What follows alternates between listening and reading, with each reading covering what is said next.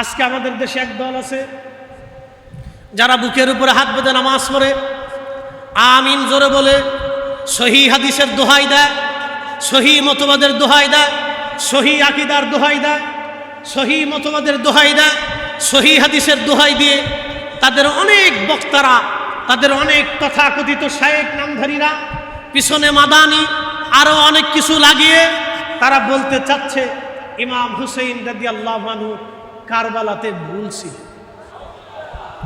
আপনি বুঝেন নাই মনে হয়, আবার বুঝাইতেছি। আপনারা নাউজুবিল্লাহ বলে ছেড়ে দিয়ে গেছেন, কিন্তু জানেন এর সীমানা কত দূর পর্যন্ত চলে গেছে। যদি ইমাম হুসাইন রাদিয়াল্লাহু আনহু কারবালায় ভুল করে, যদি ইমাম হুসাইন রাদিয়াল্লাহু আনহু কারবালায় তার ভুল হয়, তাহলে ইসলাম বলে কোনো শব্দই তো থাকে না। না রাসূল করিমের বাণী সত্য থাকে, না আল্লাহর কোরআনের আয়াত ইন্নামা ইউরিদুল্লাহু লিইউযহিবা আনকুমুর রিজসা আহলাল বাইতি ওয়া ইউতাহহিরাকুম তাতহীরা। আল্লাহর কালামের ভিতরে আল্লাহর কালামের সাথে সন্দেহ আসে। আল্লাহর রাসূলের সেই মহান বাণী আল হাসানু ওয়াল হুসাইনু সাইয়্যিদা শাবাবি আহলিল জান্নাহ। আল্লাহর নবী দায়িত্বহীন কণ্ঠে লক্ষ সাহাবা ইকরামের সমাবেশে, সাহাবা ইকরামের মজলিসে নবী বলে দিয়ে গেছিলেন, হে আমার সাহাবীরা, পরবর্তী প্রজন্মের মধ্যে তোমরা ছড়িয়ে দিও আমার হাসান আর হুসাইন দুইজন জান্নাতি যুবকদের সর্দার, আমার ফাতিমা সাইয়্যিদাতুন নিসাই আহলিল জান্নাহ, আমার ফাতিমা হচ্ছে জান্নাতি সমস্ত রমণীদের সাইয়্যিদিনী সর্দারিনী। তোমরা আরো জানিয়ে দিও আমার হাসান আর হুসাইনের রক্তের মাধ্যম দিয়ে, আমার হাসান হুসাইনের রক্তের ধার দিয়ে, শিরা দিয়ে, এই নসল দিয়ে, এই বংশ দিয়ে, এই রক্ত দিয়ে আমি যেইভাবে খোদার জমিনে খোদার হুকুমত প্রতিষ্ঠিত করেছি, ইনসাফ কায়েম করেছি, আল্লাহর জমিনে আল্লাহর কালেমার পতাকা উড্ডীন করেছি, কিয়ামতের ময়দানের আগে এই জমিনে আমার হুসাইন হাসানের রক্তের মাধ্যম দিয়ে আল্লাহ একটা সন্তান দুনিয়াতে পাঠাবে। তার বাবার নাম হবে আব্দুল্লাহ, তার নাম হবে মুহাম্মদ, কিন্তু তার পরিচয় হবে ইমাম মাহদী নামে। আমি যেইভাবে কালেমা উড্ডীন করেছি, আমার মাহদী পৃথিবীর 1 ইঞ্চি জমিনের ভিতরেও আল্লাহর কালেমার পতাকা উড়াবে। সেই মাহদী হবে হযরত হাসান আর হুসাইনের রক্তের মাধ্যম দিয়া। আজকে যারা সহিহ হাদিসের দোহাই দিয়া ইমাম হুসাইনের ভুল ধরে, আমরা মনে করি এগুলি হলো ইয়াজিদের প্রেতাত্মা। কথা বলেন ঠিক না বেঠে? তাদের সাথে আমাদের জিহাদ চলমান থাকবে। কথা বলেন ঠিক কিনা? আমাদের লড়াই শেষ হয়ে যায় নাই। আমাদের লড়াই জিন্দেগি যতদিন আছে, হায়াত যতদিন আছে, আমাদের লড়াই ততদিন চলবে। প্রিয় উপস্থিতি, আমরা যদি এখনই আমাদের সন্তানদেরকে সতর্ক না করি, তাহলে আগামী প্রজন্ম ধ্বংসের দিকে চলে যাবে। হাসতে হাসতে মানুষ জাহান্নামের দিকে যাবে। হাসতে হাসতে ইয়াজিদের সৈন্যরা যেমন জাহান্নামে চলে গিয়েছিল, হাসতে হাসতে এই উম্মতের বহু উম্মত জাহান্নামে চলে যাবে। এই জন্য আল্লাহ রাসূল সহিহ বুখারীতে বলেছিলেন, হালাকাতু উম্মতি আলা ইয়াদি গিলমাতিন মিন কুরাইশ।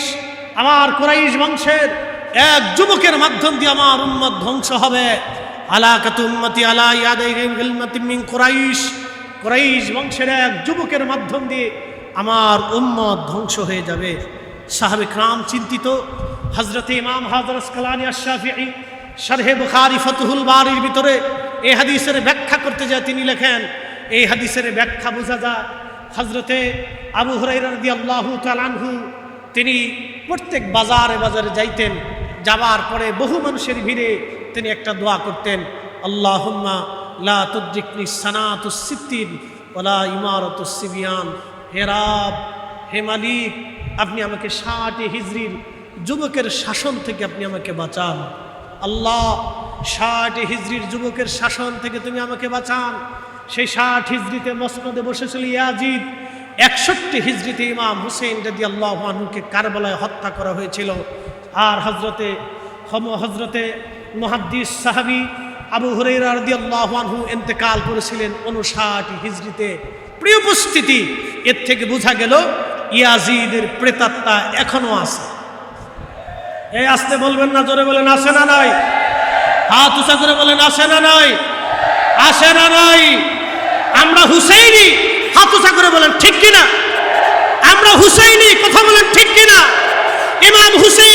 মিথ্যার সামনে যেইভাবে মাথা নত করে নাই, আমরা আহলে সুন্নাত ওয়াল জামাতের জন্য মিথ্যার সামনে আমরা কখনো মাথা নত করব না। কথা বলেন ঠিক না বেঠিক?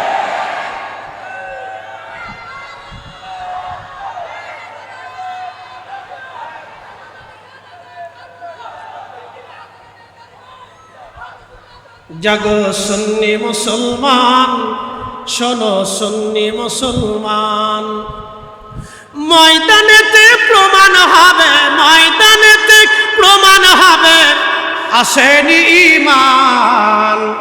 সুন্নি মুসলমান, শোনো সুন্নি মুসলমান, আমরা হলাম নবীর সেনা, ভয় করি না বুলেট বোমা। ঠিক কিনা?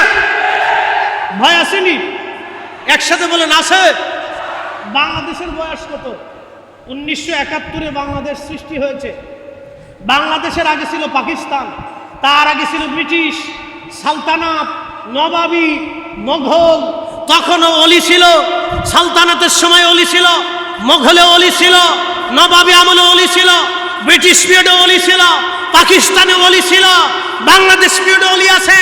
100 বছর পরে বাংলাদেশ নাও থাকতে পারে, অথবা বাংলাদেশ বড় হতে পারে, অথবা সীমানা শেষ হয়ে যেতে পারে। বাংলার আকাশে যতদিন সূর্য উদিত হবে, এই জমিনে যতদিন আল্লাহু আকবার ধ্বনি চলবে, আজানের আওয়াজ ভেসে আসবে, ততদিন পর্যন্ত এই জমিনে ওলিদের রাজত্ব চলবে। আল্লাহর ওয়াদা, আর যতদিন ওলিদের রাজত্ব চলবে, আহলে সুন্নাত ওয়াল জামাত ততদিন চলবে।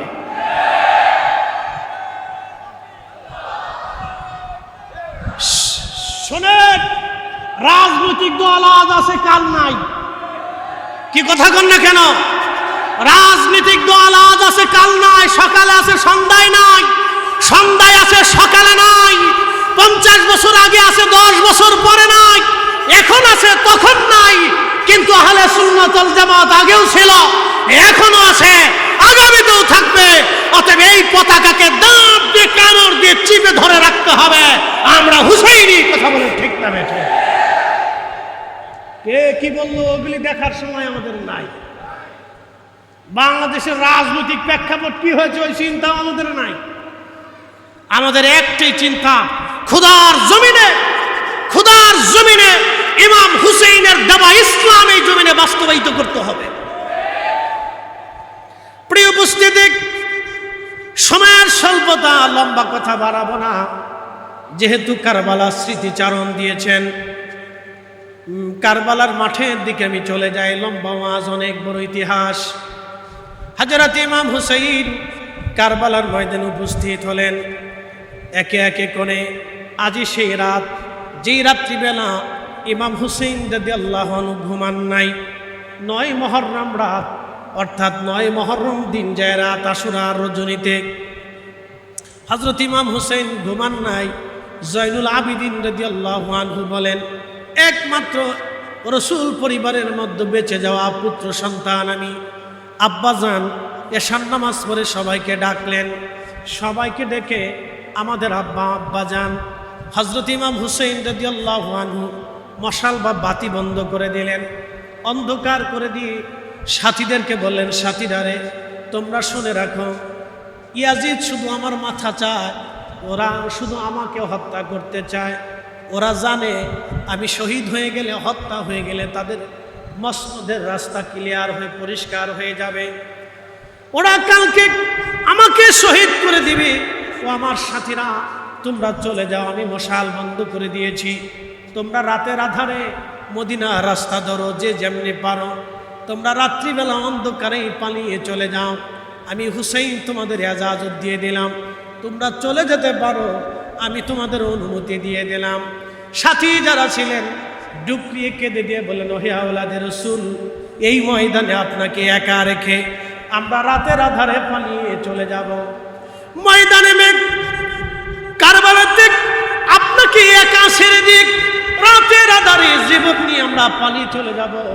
ওগো হুসাইন, আমরা জানি মানুষ আজ অথবা কাল মারা যাবে, কিন্তু শুনে রাখেন আহলে বাইতে রাসূল, আওলাদে রাসূল কিয়ামতের ময়দানে আল্লাহ রাসূলের সামনে কোটি কোটি উম্মত হাসরের ময়দানে দাঁড়ায় যাবে। সেই কোটি কোটি উম্মতের ভিড়ে আল্লাহর নবী আমাদেরকে ডাক দিবে, কারবালার ময়দানে আমার হুসেইনের পাশে যারা ছিলা, তোমরা কেন আমার হুসেইনকে একা রেখে ময়দান থেকে পালিয়ে চলে আসছিলা? ওগো হুসাইন, কঠিন হাসরের ময়দানে কারবালার এই ঘটনা যখন নবীজি আমাদেরকে জিজ্ঞেস করবে, বলে আল্লাহর হাবিবের সামনে কোন চেহারা নিয়ে দাঁড়াবো?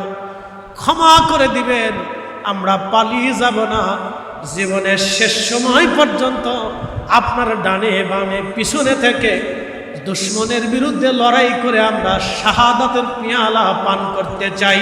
চিৎকার মেরে জোরে বলেন আল্লাহু আকবার। হযরত ইমাম হুসেইন বললেন, যদি পালিয়ে তোমরা না যাও তাহলে তোমরা শোনো, মৃত্যুর জন্য শাহাদাতের জন্য প্রস্তুতি নাও। আজকের একটা রাত আমাদের সুযোগ আসবে, এরপরে আমাদের জীবনে কোনোদিন আর রাত আসবে না। যতদূর সম্ভব হয় এই রাত্রিবেলা খোদার দরবারে রুনাজিতে কাটিয়ে দাও। ইমাম জহিরুল আবিদিন বললেন, ৯ মুহররম রাত্রিবেলা আমার আব্বা হুজুর নামাজে দাঁড়িয়ে গেলেন, নামাজ পড়তে লাগলেন। সারা রাত্র ভরে আমরা নামাজে কাটিয়ে দিলাম। সকাল হলো, ফজরের নামাজ পড়ে হযরত ইমাম হুসেইন রাদিয়াল্লাহু আনহু সবাইকে নিয়ে দোয়া করলেন। এই উম্মতের জন্য তিনি দোয়া করলেন। দোয়া করার পরে কালেমার পতাকা খানা হযরত সাইয়্যিদুনা আব্বাস সালামদার রাদিয়াল্লাহু আনহুর হাতে দিয়ে বললেন, আব্বাস রে, এই কালেমার পতাকা খানা নানা রাহমাতুল লিল আলামিন আমাকে দিয়েছিলেন, আজকে কারবালার ময়দানে এই পতাকা তোমার হাতে দিয়ে দিলাম। সাবধান আব্বাস সালামদার, জীবন দিবি, কালেমার পতাকা জমিনের মধ্যে ভুলন্টিত হতে দিবি না। হযরত আব্বাস সালামদার বললেন, হুজুর আমি আমার জীবন দিয়ে দিব, কিন্তু এই পতাকা জমিনে ভুলন্টিত হতে দেব না। আব্বাস সালামদারকে ডান পাশে দিয়ে দিলেন। উনি সেনাপ্রধান ছিলেন, কালেমার পতাকা ওনার হাতে দিয়ে দিলেন। হযরত আহলে বাইতে রাসূল, আওলাদ রাসূল ইমাম হুসেইন রাদিয়াল্লাহু আনহু উটের পিঠের উপরে সওয়ার হলেন। 22,000 অথবা কম বেশি সৈন্যদের সামনে দাঁড়িয়ে গেলেন। জিজ্ঞেস করলেন, হে সেনাবাহিনীর সদস্যরা, ইয়াজিদের সৈন্যরা, তোমরা বলো, তোমরা কি আমাকে চেনো না? আমি হযরত ইমাম হুসেইন, আমার বাবা শেরে খুদা আলী কাররামাল্লাহু ওয়াজ, আমার মা সাইয়্যিদাতুন নিসাই আহলিল জান্নাহ, আমার বড় ভাই ইমাম হাসান। তোমাদের মধ্যে যদি নানার কোনো সাহাবী এসে থাকে, তাহলে নানার সাহাবী যদি কেউ থেকে থাকে তো জিজ্ঞাসা করো, আমার নানা কি বলেন? আল হাসান ওয়াল হুসাইন সাইয়্যিদা শাবাবি আহলিল জান্নাহ। আমার হাসান, আমার বড় ভাই হুসাইন, হাসান আমি হুসাইন, দুইজন জান্নাতের যুবকদের সর্দার। তোমাদের কি হাদিস জানা নাই? তোমরা কি জানো না আমার শরীরে রাহমাতুল লিল আলামিনের রক্ত প্রবাহিত হয়? বলো, আমি হুসাইন ছাড়া আমার রাসূলের বংশধর রক্ত দুনিয়াতে আর কে জীবিত আছে? বলো বলো, আমি কি তোমাদেরকে অন্যায়ভাবে কোনোদিন একটা থাপ্পড় মেরেছি? নাকি তোমাদের সম্পদ আমি কেড়ে নিয়েছি? নাকি তোমাদের সাথে জুলুম করেছি? তোমরাই তো চিঠির পর চিঠি দিয়ে আমাকে এখানে নিয়ে আসছো। আজকে তোমরা অস্ত্র নিয়ে আমার সামনে তোমরা আমাকে হত্যা করার জন্য দাঁড়িয়ে আছো। আজকে 3 দিন হলো তোমরা আমার পানি বন্ধ করে দিয়েছো, ফোরাত নদীর পানি বন্ধ করে দিয়েছো। 3 দিন পর্যন্ত আমার বাচ্চারা পানির অভাবে তৃষ্ণায় কলিজা ফেটে যাচ্ছে, আমার খাবার দাবার বন্ধ হয়ে গেছে। অথচ এই ফোরাত নদী, আল্লাহর নবীর কারণে ফোরাত নদী প্রবাহিত হয়েছে। সহিহ বুখারীর মধ্যে আসছে, পৃথিবীতে 4টি নদী আল্লাহর জান্নাত থেকে প্রবাহিত হয়েছে। তার মধ্যে অন্যতম 2টা নদী, একটা নদীর নাম ফোরাত নদী, আর একটা নদীর নাম নীল নদী। এই 2টা নদী খোদার জান্নাত থেকে প্রবাহিত হয়েছে। যেই নবীর কারণে ফোরাত নদী খোদার জান্নাত থেকে প্রবাহিত হলো, আজ তারই দৌহিত্র সেই ফোরাতের পাড়ে দাঁড়িয়ে পানির দিকে তাকিয়ে তৃষ্ণা বুকে নিয়ে, ক্ষুধার যন্ত্রণা নিয়ে, সন্তানদের তৃষ্ণা নিয়ে, আর্তনাদ নিয়ে তিনি পাহাড়ের মতো দাঁড়িয়ে আছেন। তারপরেও মিথ্যার সামনে মাথা নত করে নাই। ইমাম হুসাইন শিক্ষা দিয়ে গেলেন, নানার উম্মত, সন্তান শহীদ হতে পারে, তোমার জীবন চলে যেতে পারে, তোমার সম্পদ শেষ হয়ে যেতে পারে, কিন্তু কখনো তোমরা মিথ্যার সামনে মাথা নত করবা না। কথা বলেন ঠিক না ঠিক? শিক্ষা হলো এটা আমাদের। ইমাম হুসেন রাদিয়াল্লাহু আনহু কারবালার ময়দানে এই কথা বলার পরে সেনাপতি আমর, আহা খুব মনোযোগের সাথে শুনবেন, সেনাপতি আমর, তার নাম আমর বিন সাদ, এমন একজন সাহাবীর বেটা ছিলেন তিনি। সাহাবীর নাম সাদ বিন আবি ওয়াক্কাস রাদিয়াল্লাহু তাআলা আনহু। 10 জন সাহাবী দুনিয়ার থেকে জান্নাতের সার্টিফিকেট পেয়েছেন। আবু বকর ফিল জান্নাতি, ওমর ফিল জান্নাতি, উসমান ফিল জান্নাতি, আলী ফিল জান্নাতি, তালহা ফিল জান্নাতি, জুবাইর ফিল জান্নাতি, আব্দুর রহমান ইবনে আওফ ফিল জান্নাতি, সাইদ ইবনে জুবাইর ফিল জান্নাতি, আবু উবাইদ ইবনে জাররাহ ফিল জান্নাতি, সাদ বিন আবি ওয়াক্কাস ফিল জান্নাতি রিদওয়ানুল্লাহি তাআলা আলাইহিম আজমাইন। এই 10 জন সাহাবী দুনিয়ার থেকে জান্নাতের সার্টিফিকেট পেয়েছিলেন। আমার রাসূল তাদেরকে জান্নাতের সার্টিফিকেট দিয়েছিলেন। হযরত সাদ বিন আবি ওয়াক্কাস রাদিয়াল্লাহু আনহুর ছেলের নাম সেনাপতি আমর। আমর বিন সাদ টাকার জন্যে, ক্ষমতার জন্যে আজকে ইমাম হুসেইনকে শহীদ করার জন্যে 22,000 ইয়াজিদি সৈন্যের কমান্ডার হয়ে কারবালার ময়দানে অস্ত্র শস্ত্রে সজ্জিত হয়ে সেনাবাহিনীর নেতৃত্ব দেওয়ার জন্য সামনে দাঁড়িয়ে আছে। এর অর্থই হচ্ছে টাকার কাছে, ক্ষমতার কাছে এদেশের আলেম জালেম পীর মাশায়েখদের ঈমান নষ্ট হয়ে যেতে পারে। কথা বলেন ঠিক না বেঠে? সেই দিন ক্ষমতার কাছে, টাকার কাছে মানুষ বেঈমান হয়েছিল। এমন একজন সাহাবীর সন্তান বেঈমান হয়েছিল। টাকার কাছে, ক্ষমতার কাছে বেঈমান হয়েছিল আমর বিন সাদ। হযরত সাদ রাদিয়াল্লাহু আনহুর ছেলে, তিনি টাকার কাছে, ক্ষমতার কাছে বেঈমান হয়েছিল। আজকে যারা ইয়াজিদের প্রশংসা করে, ইয়াজিদের গুণগান গায়, ইয়াজিদের জন্য নির্দোষ প্রমাণ করতে চায়, ও সব কয়টাই ইয়াজিদের দালাল। কথা বলেন ঠিক না বেঠে?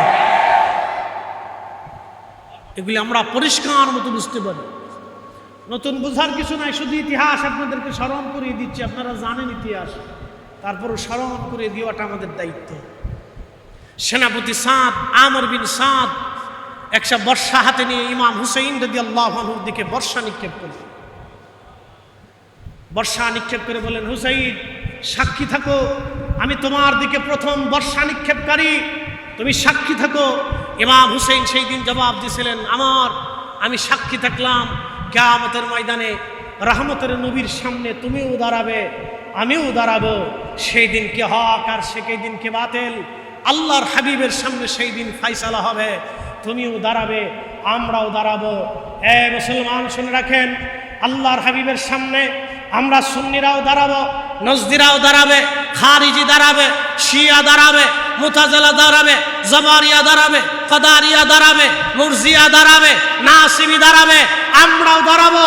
অসংখ্য বাতিলরা দাঁড়াবে, বেঈমানরা দাঁড়াবে, আমরাও দাঁড়াবো। ফাইন্না হিজবাল্লাহ, আমরা আল্লাহর দল, হুমুল গালিবুন, বিজয়ী হতে থাকবো। শুধু দুনিয়াতে বিজয় না, হাসরের ময়দানেও আল্লাহ আমাদেরকে বিজিত করবেন, কারণ আমরা রাসূলের গোলাম। কথা বলেন ঠিক না?